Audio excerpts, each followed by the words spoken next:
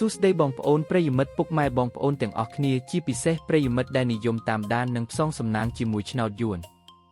សូមស្វាគមន៍មកកាន់ Channel តម្រុយឆ្នោតយួនរបស់ពួកយើងសាជាថ្មីម្ដងទៀតបាទ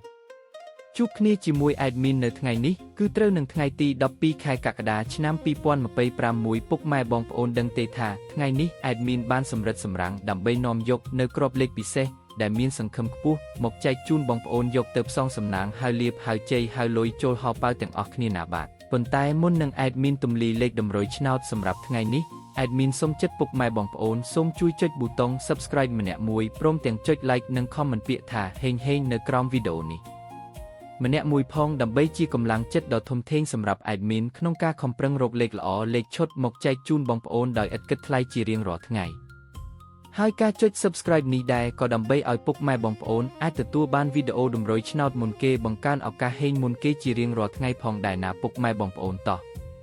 បើចុចរួចរាល់ហើយកុំឲ្យខាត់ពេលយូរយើងទៅមើលលេខសំណាងថ្ងៃនេះទាំងអស់គ្នាអូខេបងប្អូនចំពោះលេខត្រេង2ខ្ទង់ដែល Admin បានសម្រាំងទុកយ៉ាងស្អាតសម្រាប់ថ្ងៃនេះរួមមានខ្ទង់ទី1គឺលេខ051ខ្ទង់ទី2គឺលេខ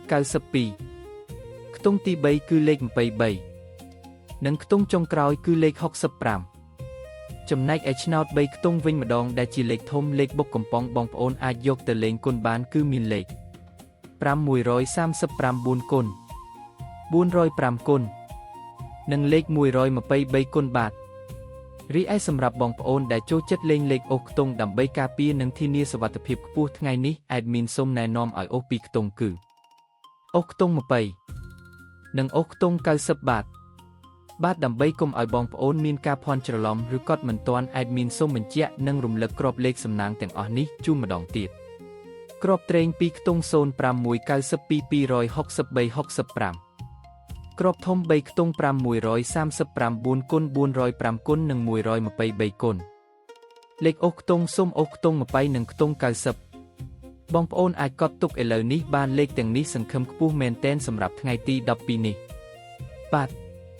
ឥឡូវនេះម៉ោងវេលានៃការចែករំលែកតម្រុយឆ្នោតយួនពី Channel តម្រុយឆ្នោតយួនបានឈានចូលមកដល់ទីបញ្ចប់ហើយជាចុងក្រោយ Admin សូមលើកហត្ថបួងសួងជូនពរដល់ពុកម៉ែបងប្អូនទាំងអស់គ្នាឲ្យមានសំណាងល្អហេងហេងទទួលបានលាភជ័យត្រូវទាំងលេខតូចត្រូវទាំងលេខធំចូលកប់ហោប៉ៅគ្រប់គ្នាណាបងប្អូនបាទសូមជម្រាបលានិងជួបគ្នានៅថ្ងៃស្អែកជាបន្តទៀតជាមួយ Admin ដដែល